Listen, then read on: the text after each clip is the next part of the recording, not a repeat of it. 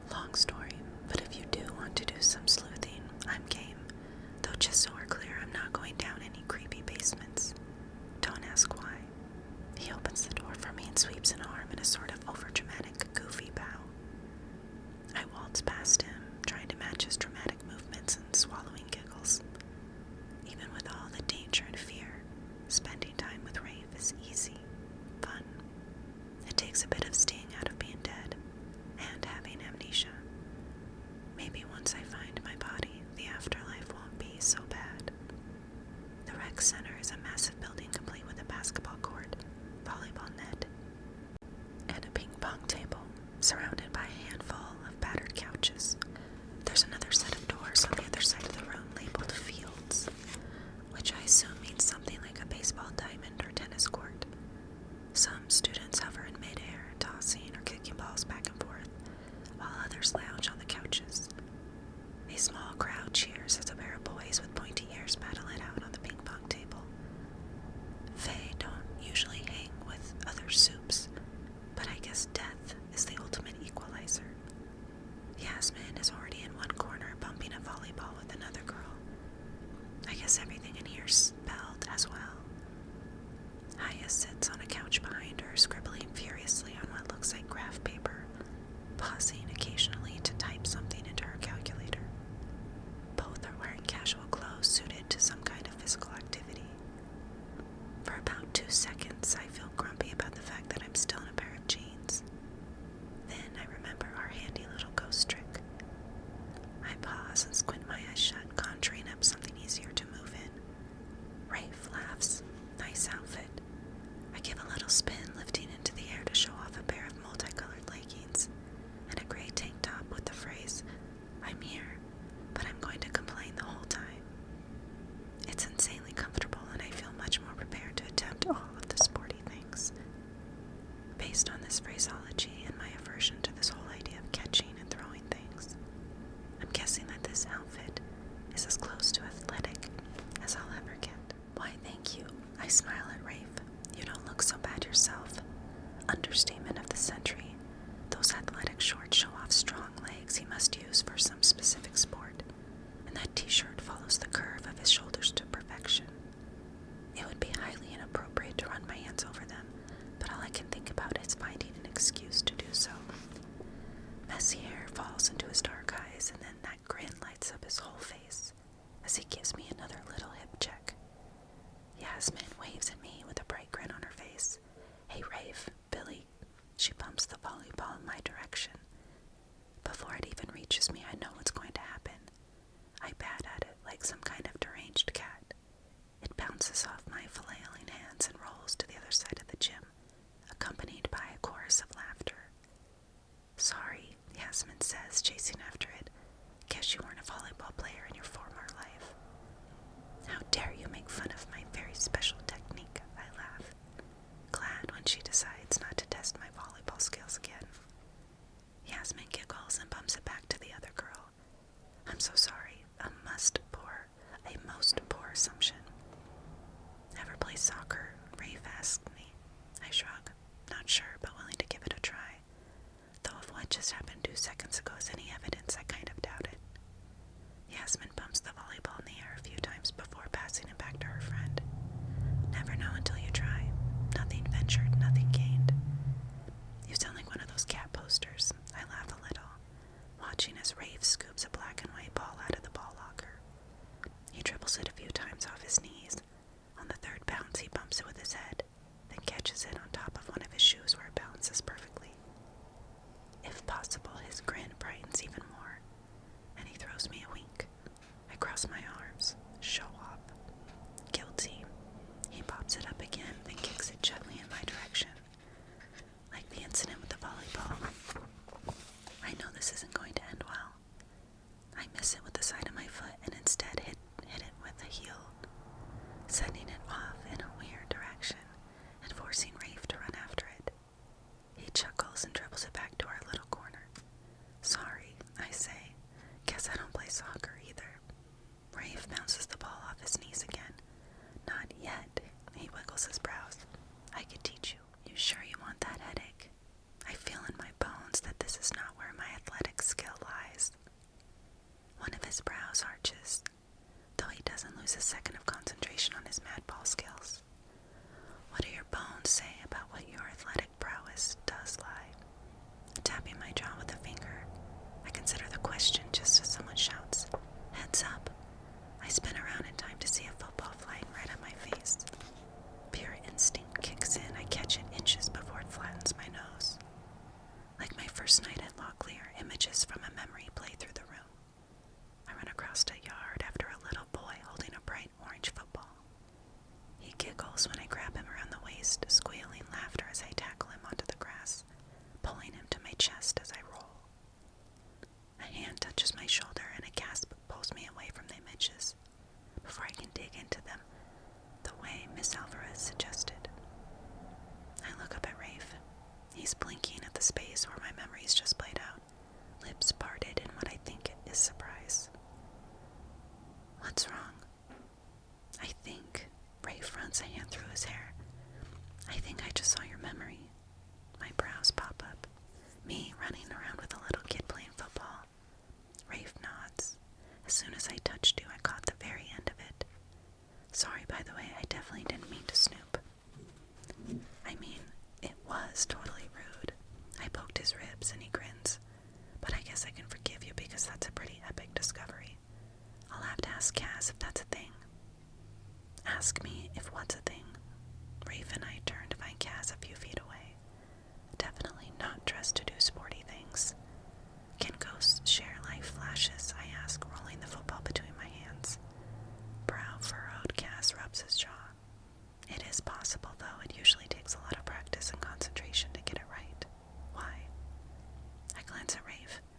Rafe touched my shoulder while I was having one and saw the end of it. How clear were the images? Kaz asks. Rafe shrugs. I didn't see very much, but pretty sharp, I guess. That's impressive, Kaz says. Most of the time, if you're not focusing, all you'll see are distinct shapes, kind of like shadows. Not sure why you'd be able to see it so well. As far as we can tell, only a witch with medium abilities should be able to do that. Though since you are one, Billy, that could explain it. Speaking of mediums, though, we do have one who just arrived to help work on your case. He's at the front with a few questions for you. My skin tingles as excitement rushes through me. If I can speak to someone in the land of the living, surely they can help me figure out who I was. Maybe then I can find my body and protect it from the unceremonious torching. Cass leads me into Mr. Q's office, and it's exactly like how you'd imagine a headmaster's office. Many leather-bound books, leather chairs, wide windows, and an unnecessarily large desk. What I don't expect are the pictures under the glass on top of the desk. Postcards, children's grand drawings, and even a few finger paintings decorate the smooth wood. It's the cutest thing ever. Cute's definitely not the word I'd use to describe the dude in the corner, though. If his shaved head, massive shoulders, and ripped jeans didn't scream dangerous loud enough, the thick scars along his neck and jaw definitely do. Not to mention the fact that his arms are about as big as my waist. His pale eyes goes to me and Cass when we walk in the door, and he smiles, an expression that throws me way off. It's all kinds of gentle and peels away the tough guy exterior. He stays quiet as Mr. Q stands from his desk. Miss Martin, welcome. This is Theodore Carmichael. He works on our cases quite often, and I'm sure he'll be able to help us dig into your past. The big guy takes a step forward, that disarming smile still on his face. Call me Theo. His voice is deep and his large hand strong and solid, and so warm as he shakes mine. And Mr. Q is right. My order has been helping ghosts for a long time. It helps that you have medium abilities as well. We might even have a record of you somewhere in our files. I grin. That's convenient. Hopefully it will be, Theo says. Would you mind if I ask a few questions? I know you're missing your memories, but sometimes the rapid-fire stuff can unearth information you don't realize is buried. Sure, Chief.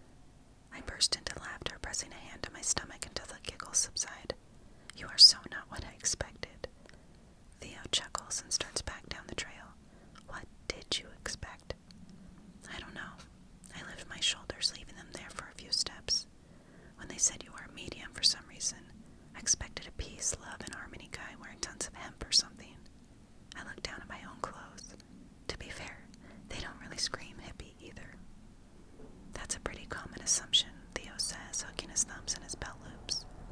But with the rise of the Xers, it's been necessary to toughen up. They've militarized, so we've had to do so as well. I comb my hair out of my face. It doesn't like to stay in place, constantly floating around me, giving a whole new meaning to flyaways. Militant. Great. Like I wasn't scared of those guys before. How old are you?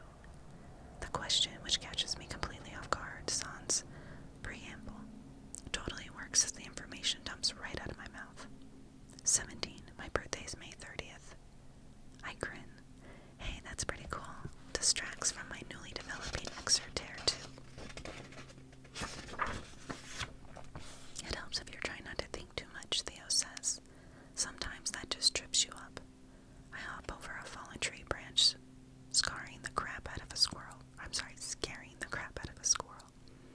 I'll do my best to shut my brain off. What are your parents like? My brain shudders a little over this question. When I can't answer fast enough, my thoughts stall out, refusing to come up with any information at all. No dice, sorry. No problem. A non-answer can tell us as much as anything else. Theo waves a fly out of his face. Where did you live?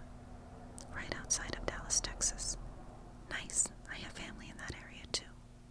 Awesome food. I give a little skip. A picture now forms in my mind of the life I've once lived. At the moment it's vague, but it's more than I had before, so I'm pretty stoked. Guacamole's the best. The spicier, the better. Theo chuckles. I'll agree with that. When did you get your powers? I saw my first ghost when I was 7. I pursed my lips. She was this girl from my neighborhood who died in a car accident. All she wanted was to talk, and for me to tell her parents she loved them. Then something happened, and I didn't have my powers anymore. There was a lot of that going around over the last few years. Theo furrows his brow but doesn't dig into this for some reason. Do you have any siblings?